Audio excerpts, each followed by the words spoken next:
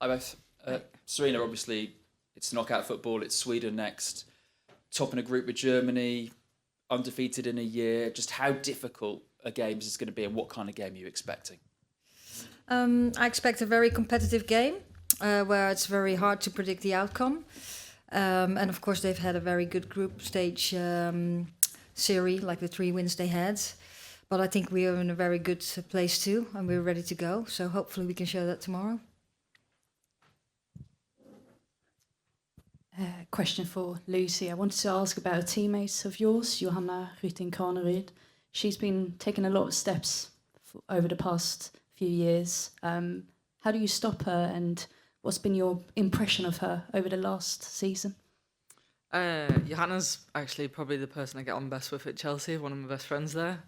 And obviously play next to her as well, and I play next to Natalie Bjorn, so I'm very familiar with the both of them. They've both had fantastic tournaments so far. I think the thing with Johanna is probably her mindset. She's something that people say about myself, very competitive. This girl is very competitive as well. And yeah, I think I've seen it this season at Chelsea, and then she puts on a Swedish shirt and she's the same. I think she'll run through a brick wall for a team. But yeah, how to stop her, I think she's hopefully on the other side to me. But yeah, I mean, she's a pacey player, been done really well. But I think, if we stick to our jobs and our roles, I think we'll be able to do a good game against her as well. Thank you. Can we go to Katie at the BBC, please?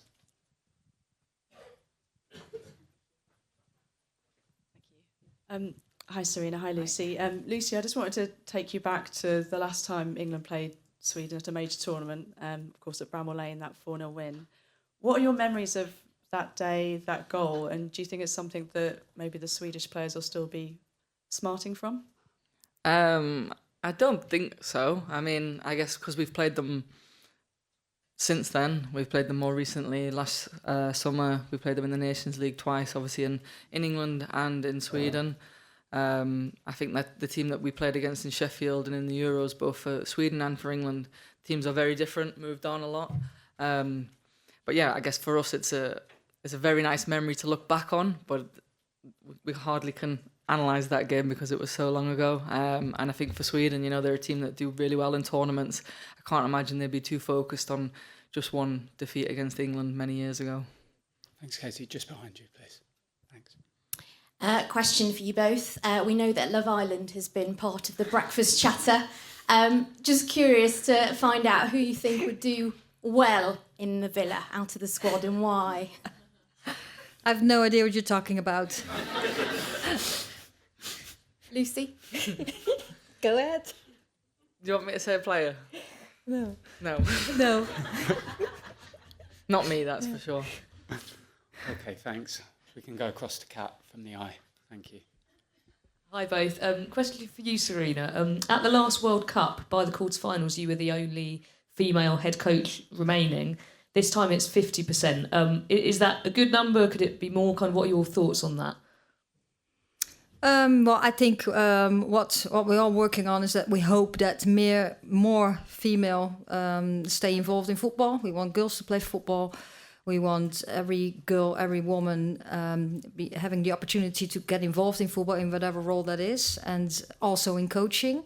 And we have to push hard. I think we're moving into the right direction, but we still have to keep moving to keep having these opportunities and not destroying men who are in the women's game. Also have played a tremendous role. Thank you. Thanks, Kat. Kit from the Times. Hi, both. A question for Lucy. We know that Lionesses' success has been really important for the growth of kind of the entire English women's game, obviously mainly from Euro 22, but also the World Cups and London 2012. I know it's not your job as players to kind of just grow the women's game, but do you almost feel that responsibility to keep having a success and keep reaching the finals to make sure that women's football does keep growing? Yeah, but I guess every single player that puts on a shirt in this tournament probably feels that. I can imagine the Swiss team feel that because they're the home nation. Every other team wants to replicate what England did, what the Netherlands did before us, and really boost women's football. And we know that success comes from that. We know that we're very fortunate in England that when we have success, it really does explode. And I think it's what we want all over Europe and all over the world. Do we necessarily see that as the reason for winning? Not really. My main reason for winning the tournament is to lift the trophy. But yeah, as part and parcel of success, it helps build the women's game, and that's something that obviously being England, I want to happen in England more and more. Thanks. Thanks, Kit. Emma from BBC. Thank you. Hi both. Question for Lucy. I just wonder, Sweden are so strong in wide positions. You were speaking about Johanna before, but likewise on the other side. Will you have to maybe adapt the way that you play, because you're usually playing, so far forward, you like to be attacking? Will you have to maybe hold back a little bit more than what you have done? I do whatever she tells me to do. So if you analyse the game, I'm in positions that's for the team, for the benefit of the team, for the players around me. I like to attack. I also like to defend. I can do whatever roles asked of me, whether that's from Sarina or the players around me. We know the threat that Sweden has, and obviously that's a lot in wide positions. But at the same time, we're a good team. We're a top team. I think you don't want to change too much, because you want to give to the game what we're good at. So I think we're very much focused on our strengths and what we can bring to the game. Thanks, Emma. Tom? Tom from Daily Mirror, please. Hi both. Question for Lucy. After the France game, there's obviously a lot of noise around the England team and how you'd respond. I feel like a lot of the conversation just out here in general has been the Sweden-Germany game and how dramatic that was. Does it feel like the pressure's eased a bit? You can kind of focus on your own game with other teams being the centre of attention? I think we never made ourselves the centre of attention. I think that's a lot of the noise from the outside. I think coming off the back of the French game and having a lot of talking points, I think actually brought the team closer together. I think you saw that then in the two performances that came from that. We're not too focused too much on noises around other teams or ourselves. We're only focused on what we do on the training pitch, what we do in games, how we recover, how we perform, and how we lift each other up. Thank you. Thanks, Tom. Susie at The Guardian. Hey, both. Lucy, how much have you enjoyed having LJ in front of you in these past couple of games, particularly the Wales game? It really looked like you, her and Ella formed like quite a formidable kind of trio. Yeah, I mean, LJ is a world-class player, and obviously Tooney's having a sensational tournament as well, so it's easy when you've got two players like that playing in front of you. I find it really easy to play with players of that quality. But yeah, it's fantastic that they're on my team and not the other team. And they're both really growing into the tournament, both key players at England, but I think most of our players are key players when you look now at the goal scorers and the goal creators and every part of the game. So for me, it's fantastic to play with those kind of players, and I just long may it continue that they have fantastic performances and just keep getting better and better. Thanks, Susie. We'll just go there. Yeah, perfect. Hello, ARD TV Germany. Question to both, please. As it might become a game of the goalkeepers, how do you rate Hannah Hampton's performances so far, and what significance does she have for the team? Well, how I rate, I think she plays an important role for us. She's done really well, also growing into the tournament. And of course, the first task is to keep the ball out of the back of the net. But she also is very good with her feet, what we have seen, and she can be the extra builder when we start our build-up. Thank you. Do I answer that as well? Yeah? Yeah, I mean, like what Sarina said, she's a very important part of this team. I think she's definitely built with confidence as the tournament's gone on. Arguably, probably the best goalkeeper in the world with her feet. You saw that with the pass that she played for LJ's goal in the second game.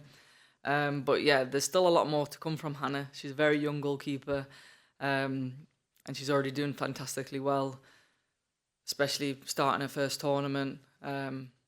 She's done really, really well. Key player for us, and yeah, again, like I've just said about Tooney and LJ, a player that I think we can see so much more from, and her just growing and getting even better and better. Thank you. We'll just go in front to Charlotte at The Athletic. Thanks. Hi, Lucy. A lot of players spoke about sharing their why in their pre-camp. whether that was because they missed previous tournaments or doing it for family members. What's your why now that this is your 7th major tournament? My why's always been the same. I mean, I'm very fortunate that my family get to follow me around and support me, but I'm someone who's based off of hard work and enjoying it. My why was that I just love working hard and I love the game. It's as simple as that. I think sometimes, I guess when the media gets involved and everything around the game, but I started playing football because I love it. That's literally it. And when I loved it, I wanted to work hard. I had a picture of myself up from, it was actually against Sweden in 2019, of being absolutely exhausted at the end of that game, because I will give anything and I will give everything when I play in an England shirt. And I wanted all the girls to know that that's my why, is to give everything for this team, because I just love playing for England so much. Thanks, Lucy. Thanks, Charlotte. We'll go to Aisha from Haters at the back. Thanks. Hi both.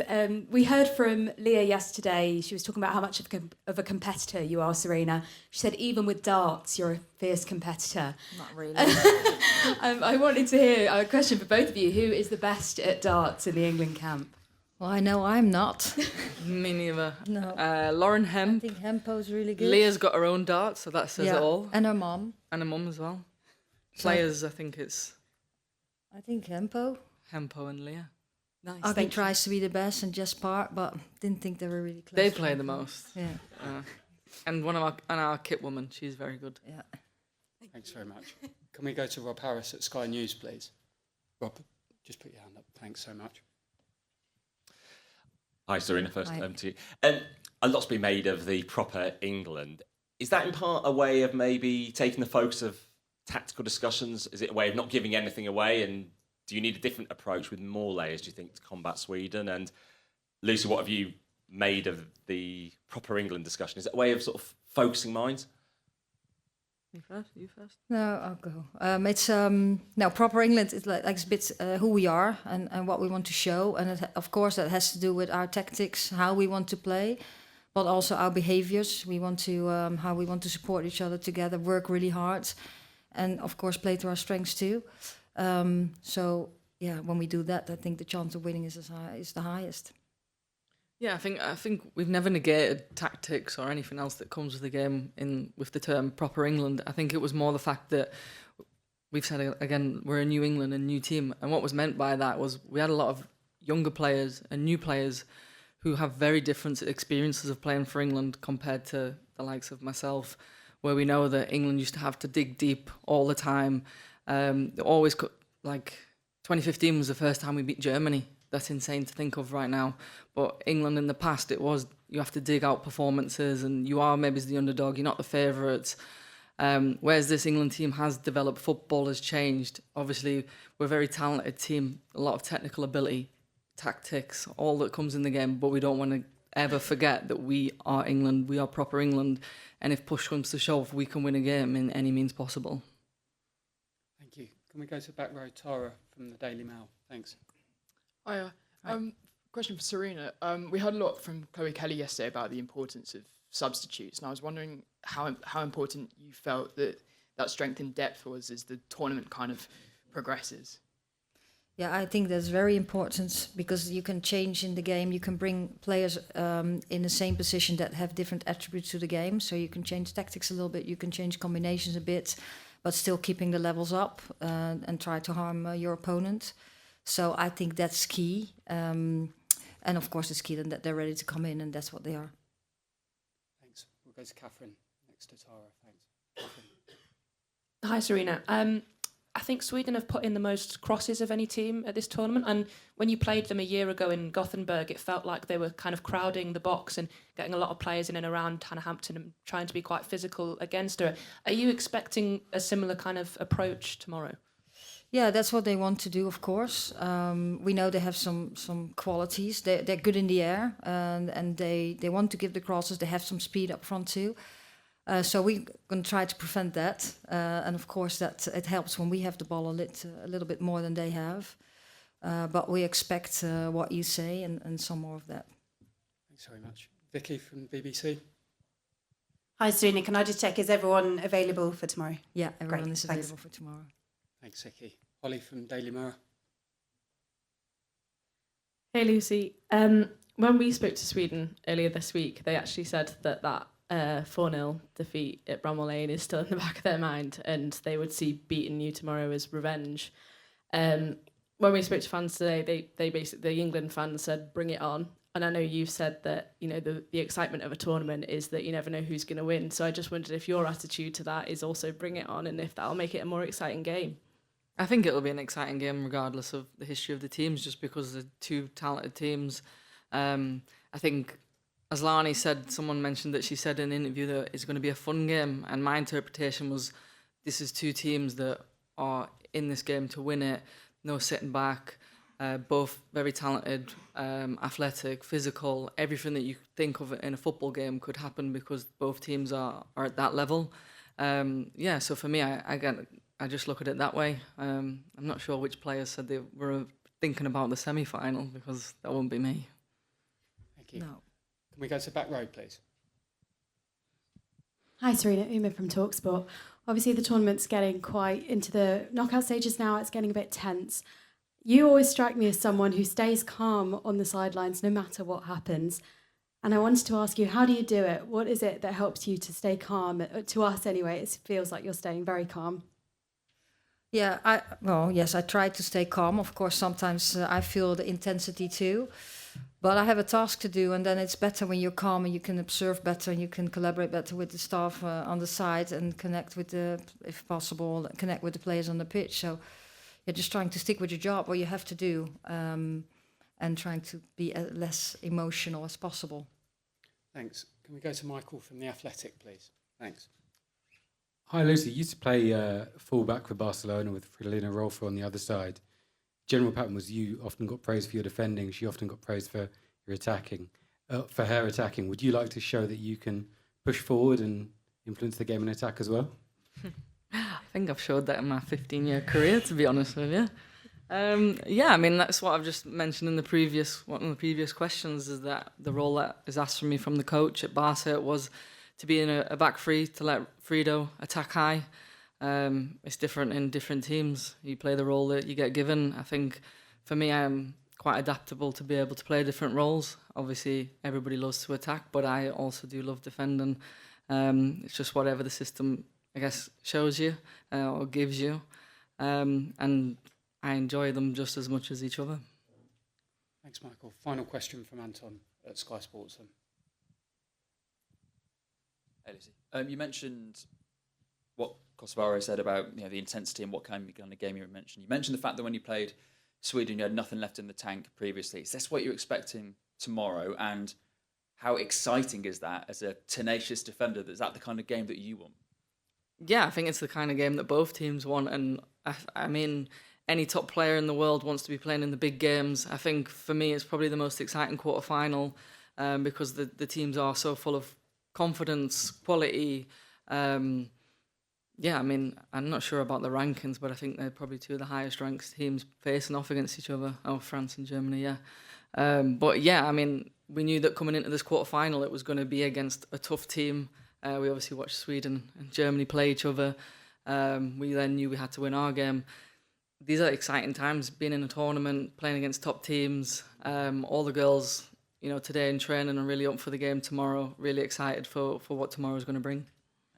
Thanks. We'll take one final question from Kit at the time. Sorry, I know you've said everyone's available, Sarina, but can I check on Jess Park? Is she fully fit after? Because we know she had a migraine this morning. Yeah, but she's doing better already, so she'll be available tomorrow. Thank you. It's expected. Great.